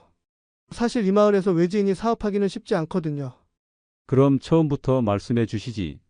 미안해요. 사장님이 너무 의욕적이셔서. 그런데 지금이라도 만회할 방법이 있어요. 박 사장이 서류 봉투를 꺼내며 말했어요. 이거 한번 보세요. 정말 확실한 투자처예요. 서류를 펼쳐보니 해상풍력 발전 투자 사업이라고 적혀 있었습니다. 해상풍력 발전이요? 네. 정부에서 추진하는 신재생 에너지 사업이에요. 이 지역 바다에 대형 풍력 발전기 설치하는 프로젝트인데 사전 투자자들에게 엄청난 수익을 보장해 준다고 해요. 얼마나요? 1년 안에 투자금의 3배는 돌려준대요. 최소한 2배는 보장한다고 하고요. 3배요? 그게 정말 가능한 일인가요? 사장님, 정부 사업이에요. 확실하죠. 게다가 지금 사전 모집 단계라서 물량도 한정되어 있어요.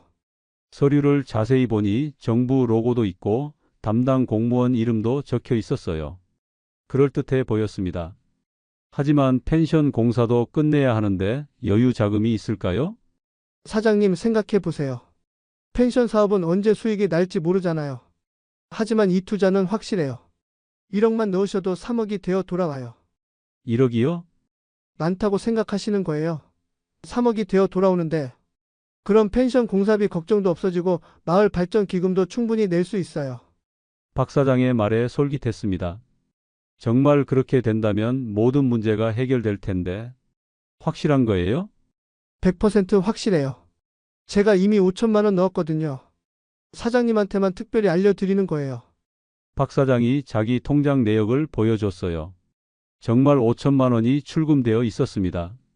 하지만 1억이라는 돈이 만만치 않아서요. 그럼 5천만 원부터 시작하세요. 그것도 1년 후에 1억 5천만 원이 되어 돌아와요. 집에 돌아가서 미경이와 상의했습니다. 해상풍력 발전 투자? 정말 확실한 거야?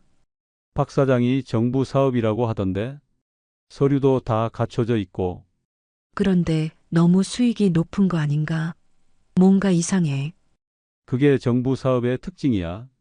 사전 투자자들한테는 특별 혜택을 주거든. 미경이가 걱정스러운 표정을 지었습니다. 여보, 우리 돈 거의 다 떨어져 가는데 또 투자를 해도 될까? 지금이 기회야. 이걸 놓치면 펜션 사업도 제대로 못할 거야. 결국 5천만 원을 투자하기로 했습니다. 남은 현금의 절반이었어요. 다음 날 박 사장과 함께 투자 업체를 찾아갔습니다. 사무실이 꽤 번듯해 보였어요. 직원이 친절하게 설명해 줬어요. 이 사업은 정말 확실합니다. 정부에서 보조금도 나오고 전력 판매 수익도 보장되어 있어요. 언제 돈을 돌려받을 수 있나요? 1년 후에 정확히 돌려드립니다. 계약서에 다 명시되어 있어요. 계약서를 꼼꼼히 읽어봤는데 별 문제 없어 보였습니다. 사인을 하고 5천만 원을 송금했습니다. 사장님 정말 잘하셨어요. 1년 후에 웃으실 거예요. 박 사장이 환하게 웃으며 말했습니다. 그런데 3주가 지난 후 이상한 일이 생겼습니다. 투자업체에 전화를 해도 받지 않는 거예요. 처음에는 바쁜가 보다 했는데 일주일째 연락이 안 됐어요. 박 사장에게 전화했습니다. 박 사장님, 투자업체 연락이 안 되는데요? 아, 그래요? 저도 한번 알아볼게요. 하지만 박 사장도 연락이 안 된다고 했어요. 불안해진 마음에 직접 사무실을 찾아갔습니다. 그런데 충격적인 광경이 기다리고 있었어요. 사무실이 완전히 비어 있었습니다. 간판도 떼어낸 상태였고 건물 관리사무소에 물어봤어요. 여기 해상풍력 투자업체 어떻게 된 건가요? 아, 그 사람들 보름 전에 야반도 주했어요. 임대료도 안 내고 말이에요. 야반도 주라고요? 네. 어느 날 갑자기 사무용품 다 빼고 사라졌어요. 여러 사람이 찾아오던데 사기당한 분들인가 봐요. 그 순간 머리가 하얘졌습니다. 5천만 원이 한순간에 날아간 거였습니다. 급하게 박 사장에게 전화했어요. 박 사장님, 투자업체가 사라졌어요. 사기였던 것 같아요. 뭐라고요? 그럴 리가 없는데. 저도 돈을 넣었다고 했잖아요. 정말 모르셨어요? 당연히 모르죠. 저도 피해자라고요. 하지만 박 사장의 목소리에서 뭔가 어색함이 느껴졌습니다. 집에 돌아가서 미경이에게 사실을 털어놨습니다. 여보, 5천만 원이 다 날아갔어. 사기였나 봐. 미안해. 미경이가 주저앉듯 의자에 앉았습니다. 그럼 우리 돈이 이제 얼마나 남은 거야? 펜션 공사비 빼고 나면 2천만 원 정도. 우리 2천만 원으로 어떻게 살아? 그때 깨달았습니다. 내가 얼마나 큰 실수를 했는지. 욕심이 화를 불렀구나. 그날 밤 잠이 오지 않았어요. 파도 소리가 마치 조롱하는 것 같았습니다. 박 사장에게 전화를 걸었습니다. 고객님께서 전화를 받을 수 없습니다. 저는 계속해서 걸었지만 고객님께서 전화를 받을 수 없습니다. 저는 받을 수 없다는 그 멘트에 제 인생이 무너져가는 소리를 들었습니다. 마지막 희망마저 사라진 순간이었습니다. 하지만 진짜 지옥은 그 다음에 기다리고 있었습니다. 사흘째 박 사장과 연락이 안 됐어요. 부동산 사무소에 가봐도 문이 굳게 잠겨 있었고 옆 상점 아주머니는 이상한 말을 했습니다. 박 사장이요? 어제 밤에 트럭 가져와서 짐 다 빼고 가던데요. 새벽 2시쯤이었나? 뭔가 급한 일이 있나 봐요. 트럭으로 짐을 뺐다고요? 네, 사무용품이며 서류며 다 가져갔어요. 참 이상하더라고요. 그 순간 온몸에 소름이 돋았어요. 설마 박 사장이 도망간 건 아니겠지? 급하게 펜션 공사 현장으로 갔습니다. 혹시 박 사장이 현장 소장한테 연락했을까 해서요. 현장 소장이 황당한 표정으로 말했어요. 사장님, 큰일 났어요. 박 사장이 자재비를 안 줬어요. 업체에서 자재 다 가져간다고 해요. 뭐라고요? 박 사장이 자재비 2천만 원을 대신 지불하겠다고 했잖아요. 그런데 어제부터 연락이 안 된대요. 업체에서 오늘까지 안 주면 자재 회수한다고 해요. 저는 머리가 하얘졌습니다. 박 사장이 자재비까지 가지고 사라진 거였거든요. 그때 자재업체 사장이 트럭을 몰고 와서 큰 소리로 말했어요. 김 사장님 맞죠? 자재비 2천만 원 언제 주실 거예요? 박 사장은 연락도 안 되고. 죄송합니다. 제가 대신 드릴게요. 언제요? 오늘 당장 안 주시면 자재 다 가져갑니다. 하지만 통장 잔고는 고작 1,500만 원이었어요. 2천만 원을 어떻게 마련하죠? 며칠만 시간을 주세요. 꼭 해결하겠습니다. 며칠이요? 저희도 사업하는 사람이에요. 더 이상 못 기다려요. 결국 자재들이 모두 트럭에 실려 나갔습니다. 시멘트 자루부터 철근까지 모든 게 사라졌어요. 현장에 혼자 남겨진 저는 무너져가는 펜션 기둥을 바라봤습니다. 마치 제 인생을 보는 것 같았습니다. 그때 현장 소장이 조심스럽게 다가왔어요. 사장님, 죄송한데 저희도 임금을 못 받은 지 일주일째예요. 박 사장이 주기로 했는데. 임금도 밀렸다고요? 네, 인부들이 다 화내고 있어요. 오늘 받지 못하면 모두 현장 떠난다고 해요. 얼마예요? 800만 원 정도 됩니다. 800만 원이라니. 제 통장 잔고로는 절대 불가능한 금액이었어요. 그날 오후 집에 돌아가서 미경이에게 모든 상황을 털어놨습니다. 박 사장이 도망갔어. 자재비 2천만 원, 인건비 800만 원 모두 우리가 떠안게 됐어. 미경이의 얼굴이 창백해졌습니다. 그럼 우리 돈이 이제 정말로 다 떨어진 거야? 거의 다. 이제 1,000만 원 정도밖에 안 남았어. 미경이가 소파에 주저앉으며 말했습니다. 여보, 이제 어떡해? 집도 팔았는데 돌아갈 곳도 없고. 미안해. 내가 너무 성급했어. 성급한 게 문제가 아니야. 사람을 잘못 믿은 거지. 박 사장을 왜 그렇게 믿었어? 저는 그 말에 화가 났습니다. 물론 제 잘못이지만 미경이도 처음에는 찬성했었는데 당신도 처음에는 좋다고 했잖아. 혼자만 잘못한 것처럼 말하지 마. 지금 그게 중요해? 우리 이제 어떻게 살아? 목소리가 점점 커졌습니다. 내가 혼자 결정한 게 아니잖아. 당신도 동의했으니까 여기 온 거 아니야? 동의는 했지만 이런 식으로 망가질 줄 알았으면 반대했을 거야. 그럼 이제 와서 뭐 어쩌라고?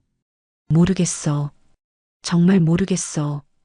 미경이가 눈물을 흘리기 시작했어요. 37년 결혼 생활에서 아내가 이렇게 절망하는 모습은 처음 봤습니다. 그 순간 집 앞에서 큰 소리가 들렸어요. 나가보니 마을 사람 몇 명이 서 있었습니다. 김두만 이장이 팔짱을 끼고 말했습니다. 김 사장님, 들었어요. 박 사장이 도망갔다면서요? 네, 그런 것 같아요. 최봉수 어촌계장이 비웃듯이 말했어요. 그럴 줄 알았어요. 박 사장이 원래 그런 사람이거든요. 우리가 왜 그렇게 말했는지 이제 알겠죠? 그런 사람이라는 걸 알고 계셨어요? 당연히 알죠. 이미 다른 사람들도 몇 번 당했거든요. 그런데 사장님은 박 사장 말만 믿고. 그럼 왜 미리 말해주지 않으셨어요? 말해줬어도 들었을까요? 서울 사람들은 우리 말 안 믿잖아요. 그 말에 할 말이 없었어요. 김두만 이장이 계속 말했어요. 그런데 사장님, 마을 발전기금 3천만 원은 언제 내실 거예요? 약속하셨잖아요. 지금은 어려운 상황이라서. 어려운 상황이라고요? 약속은 지켜야 하는 거 아닌가요? 최봉수 어촌계장이 더 차갑게 말했어요. 사장님이 우리 마을에서 사업하려면 규칙을 지켜야 해요. 돈 없으면 사업 접으시죠. 그들이 돌아간 후 집안은 침묵에 빠졌어요. 미경이가 작은 소리로 말했습니다. 여보, 이제 정말 끝인 것 같아. 아직 포기하기 이르잖아. 뭔가 방법이 있을 거야. 무슨 방법? 돈도 없는데 어떤 방법이 있다는 거야?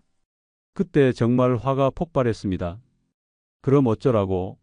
내가 일부러 이렇게 만든 줄 알아? 하지만 결정은 당신이 했잖아. 당신 때문에 이렇게 됐어. 그 말이 입에서 나오는 순간 미경이의 얼굴이 완전히 굳었습니다. 나 때문에? 정말 그렇게 생각하는 거야? 당신이 자꾸 불안해하고 의심하니까 내가 더 조급해진 거야. 미경이가 자리에서 일어났어요. 알겠어.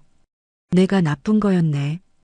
평생 당신 뒷바라지만 하고 살았는데 이제 와서 내 탓을 하는 거야? 그리고는 방으로 들어가 버렸습니다. 혼자 거실에 남겨진 저는 창밖의 바다를 봤습니다.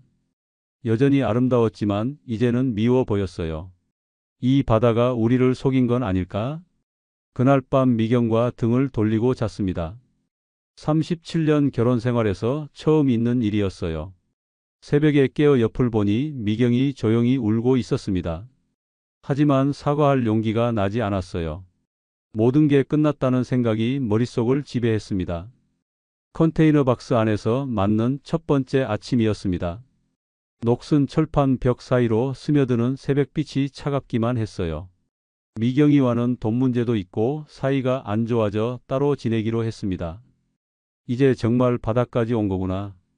65 나이 먹고 이런 곳에서 잠을 잘 줄은 꿈에도 몰랐습니다. 일주일 전 민박집에서도 쫓겨났어요. 밀린 숙박비 때문이었거든요. 마을에서 가장 싼 숙소가 이 컨테이너 박스였습니다. 새벽 4시 반 알람도 없이 눈이 떠졌어요. 포구에서 들려오는 어선 엔진 소리 때문이었습니다. 처음엔 시끄럽다고 생각했는데 이제는 익숙해졌어요. 간단히 세수를 하고 포구로 나갔습니다. 오늘도 일거리를 찾아야 했거든요. 포구에서 그물 손질하는 박춘배 할아버지를 만났어요. 70이 넘으신 분인데 아직도 바다에 나가세요. 할아버지 안녕하세요. 오, 서울 사람. 벌써 일어났네. 처음엔 서울 사람이라고 부르는 게 기분 나빴는데 이제는 자연스러워졌어요. 혹시 오늘 일감 있나요? 글쎄, 어선 한 척이 엔진 수리해야 한다고 하던데. 힘들어도 괜찮겠어? 괜찮아요. 뭐든지 하겠어요. 박춘배 할아버지가 웃으며 말했어요. 많이 달라졌구먼. 처음 왔을 때하고는 완전히 다른 사람 같아. 어떻게요? 그때는 눈에 욕심이 가득했는데 지금은 그냥 평범한 사람 같아. 평범한 사람이라는 말이 이상하게 따뜻했어요. 엔진 수리 일을 시작했습니다. 기름때와 녹이 범벅인 엔진룸에서 하루 종일 일했어요. 등과 허리가 끊어질 것 같았지만 불평하지 않았습니다. 점심시간에 손주 아저씨가 라면을 끓여줬어요. 고생이 많아. 서울서 이런 일 해본 적 있어? 처음이에요. 회사에서만 37년 일했거든요. 그런 사람이 어쩌다 여기까지 왔노? 꿈이 있었어요. 나이가 들면 바다가 보이는 곳에서 살고 싶다는. 아저씨가 라면을 후루룩 먹으며 말했어요. 바다가 뭔지 알아? 네. 바다는 꿈을 이뤄주는 곳이 아니야. 매일매일 생존하는 곳이거든. 로맨틱한 게 아니라 치열한 거야. 그 말이 가슴에 박혔어요. 하지만 바다를 미워하지는 않아. 바다가 우리를 먹여 살리거든. 다만 바다한테 함부로 덤비면 안 돼. 바다한테 함부로 덤빈다는 게 무슨 뜻이에요? 바다를 이용하려고만 하는 거지. 바다와 함께 살려고 하지 않고. 그제야 제가 뭘 잘못했는지 조금씩 보이기 시작했어요. 오후에 미경이를 만났습니다. 마을 카페에서 설거지 일을 하고 있었습니다. 미경이가 물기 묻은 손을 앞치마에 닦으며 말했어요. 여보, 많이 야윈 것 같아. 당신도 마찬가지야. 고생이 많지? 할 수 있는 일이 이것밖에 없어. 하루에 5만 원이라도 벌어야 하니까. 미안해. 내가 이렇게 만들었어. 이제 와서 미안하다고 해서 뭐가 달라져? 여전히 차가운 목소리였지만 예전처럼 원망하는 느낌은 아니었습니다. 그런데 신기한 일이 생기기 시작했어요. 마을 사람들의 태도가 조금씩 바뀌더라고요. 하루는 그물에 걸린 쓰레기를 치우는 일을 했는데 어부 아저씨가 말했어요. 야, 서울 사람. 생각보다 일 잘하네. 감사합니다. 처음엔 돈 들고 와서 큰 소리 치더니 지금은 완전히 다른 사람이 됐구만. 다른 아저씨가 끼어들었어요. 그러게. 박 사장한테 당한 건 안타깝더라. 우리도 그놈 때문에 피해본 사람 많거든. 그때 깨달았어요. 마을 사람들이 나를 미워한 게 아니라 박 사장 같은 사람들을 경계했던 거구나. 어느 날 태풍주의보가 내렸어요. 마을 사람들이 모두 나와서 어선을 육지로 끌어올리고 있었습니다. 저도 자연스럽게 도와주기 시작했어요. 돈을 받고 하는 일은 아니었지만 그냥 해야 할 것 같았거든요. 박춘배 할아버지가 내 어깨를 두드리며 말했어요. 고마워. 이제 진짜 우리 마을 사람 같구만. 그날 밤 태풍이 몰아쳤어요. 컨테이너 박스가 흔들릴 정도였습니다. 새벽에 태풍이 지나간 후 폭우로 나가봤어요. 다행히 큰 피해는 없었지만 부두에 쓰레기와 해초가 가득했습니다. 아무도 시키지 않았는데 빗자루를 들고 청소를 시작했어요. 그러자 하나둘씩 마을 사람들이 나와서 함께 정리를 도왔습니다. 점심때 마을 할머니가 따뜻한 국밥을 가져다 주셨어요. 고생 많았어. 이것도 못 먹고 일하면 몸이 상하거든. 고맙습니다, 할머니. 우리 마을에 좋은 사람 하나 생겼구나. 그 말을 들으니 눈물이 날 것 같았어요. 오후에 미경이와 바닷가를 걸었습니다. 예전처럼 로맨틱한 산책이 아니라 그냥 잠시 쉬는 시간이었어요. 여보, 요즘 마을 사람들이 우리를 보는 시선이 달라진 것 같아. 그러게. 처음엔 그렇게 차갑더니 우리가 달라졌나 봐. 처음엔 이용하려고만 했는데 지금은 그냥 함께 살려고 하니까. 미경이가 작게 웃었습니다. 오랜만에 보는 진짜 웃음이었습니다. 그런데 이상해. 돈도 없고 집도 없는데 마음은 예전보다 편한 것 같아. 나도 그래. 뭔가 진짜를 찾은 느낌이야. 진짜? 응. 돈이 있을 때는 항상 불안했어. 더 벌어야 한다는 강박 때문에. 하지만 지금은 그냥 오늘 하루만 생각해도 되니까. 그날 저녁 컨테이너 박스에 들어가면서 바다를 마지막으로 봤어요. 달빛에 반짝이는 바다가 처음 본 것처럼 아름다웠습니다. 이제야 조금은 알겠어요. 바다는 함께 사는 것이라는 의미를 말이에요. 봄이 왔습니다. 1년 전 이 마을에 처음 왔을 때와 똑같은 계절이지만 모든 것이 달라져 있었습니다.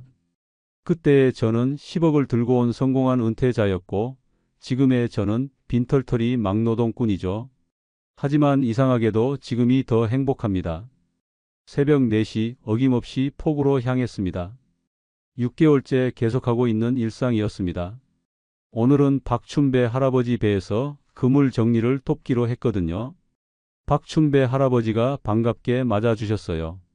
서울 사람 오늘도 일찍 왔구먼. 요즘 우리 어부들보다 더 부지런해. 할아버지한테 배운 게 많아서 그래요. 뭘 배웠다고 그러노? 바다와 함께 사는 법이요. 박춘배 할아버지가 빙긋 웃으며 그물을 넘겨줬어요. 그물 정리를 하면서 생각했습니다. 1년 전만 해도 이런 일을 한다는 상상도 못했는데 지금은 자연스럽더라고요. 손에 굳은 살이 박히고 피부가 거칠어졌지만 오히려 살아있다는 느낌이 들었어요. 오전 작업을 마치고 점심을 먹는데 마을 이장 김두만 씨가 다가왔습니다. 김 사장, 잠깐 얘기 좀 할까? 무슨 일이세요? 사실 마을에서 회의했거든요. 사장님에 관해서. 또 무슨 문제가 생겼나 싶어 긴장했어요. 뭔가 잘못한 게 있나요? 아니에요. 오히려 고마운 일이죠. 요즘 사장님이 마을 일 많이 도와주시잖아요. 돈도 안 받고 말이에요. 당연한 거죠. 이 마을에서 살고 있으니까. 그게 당연한 게 아니에요. 그래서 마을 사람들이 결정했어요. 사장님한테 작은 일자리를 하나 드리려고요. 일자리요? 마을 청소 관리 일이에요. 월급은 200만 원 정도밖에 안 되지만 집도 하나 내드릴 수 있어요. 어때요? 순간 가슴이 벅찼어요. 마을 사람들이 나를 인정해 준다는 뜻이었거든요. 정말 고맙습니다. 기꺼이 하겠어요. 그런데 한 가지 조건이 있어요. 어떤 조건이요? 부인이랑 같이 사셔야 해요. 부부가 따로 사는 건 우리 마을 정서에 안 맞거든요. 미경이와 다시 함께 살 수 있다는 얘기였어요.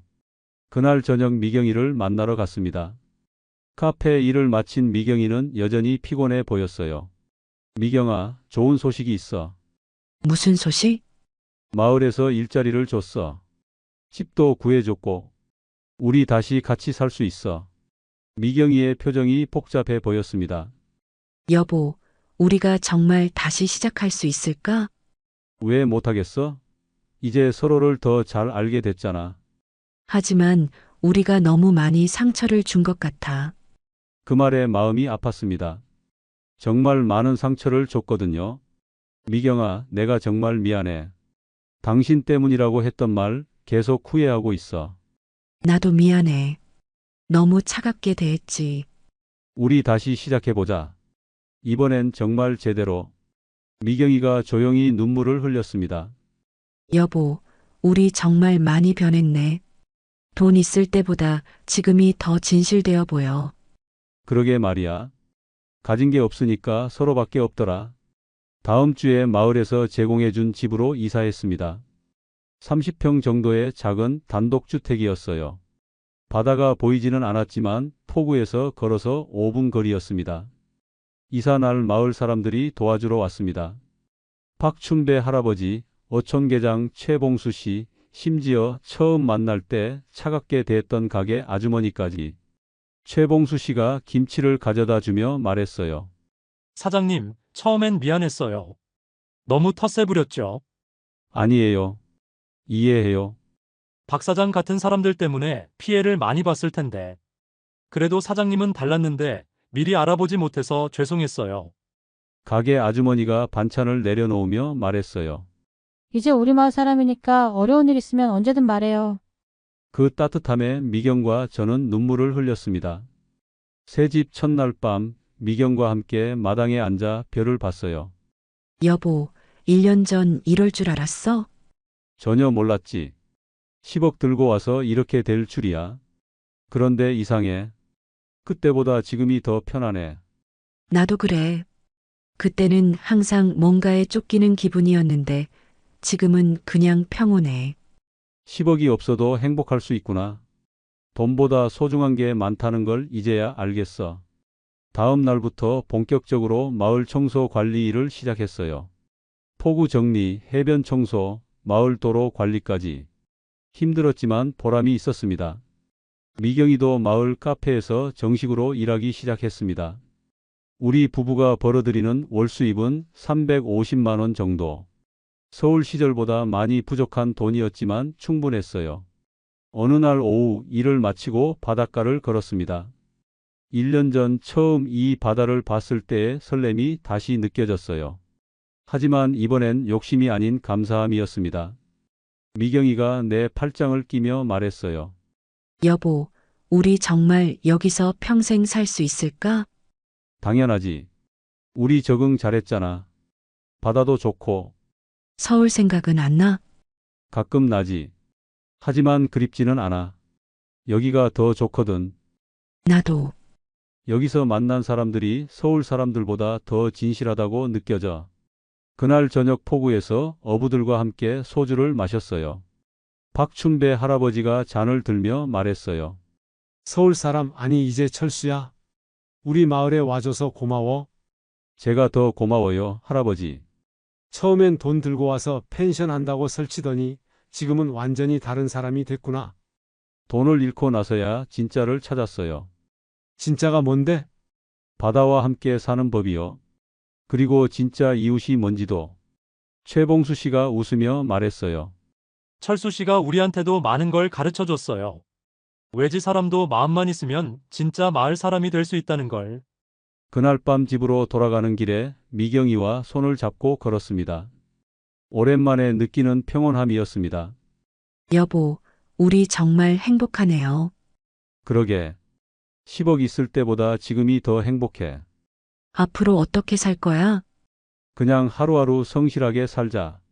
바다가 우리에게 준 두 번째 기회니까. 집에 도착해서 바다를 봤어요. 달빛에 반짝이는 파도가 우리를 향해 손짓하는 것 같았습니다. 1년 전 꿈꿨던 바다가 보이는 펜션은 없어졌지만 더 소중한 것을 얻었어요. 진짜 이웃들과 진짜 삶의 의미를. 이제 새로운 파도가 밀려오고 있습니다. 하지만 더 이상 두렵지 않아요. 바다와 함께 사는 법을 배웠으니까. 미경이와 저는 서로를 바라보며 웃었습니다. 60대 후반에 시작하는 진짜 인생 2막이 이제 막 시작되었거든요. 제 이야기 끝까지 들어주셔서 감사합니다. 구독과 좋아요는 큰 힘이 됩니다.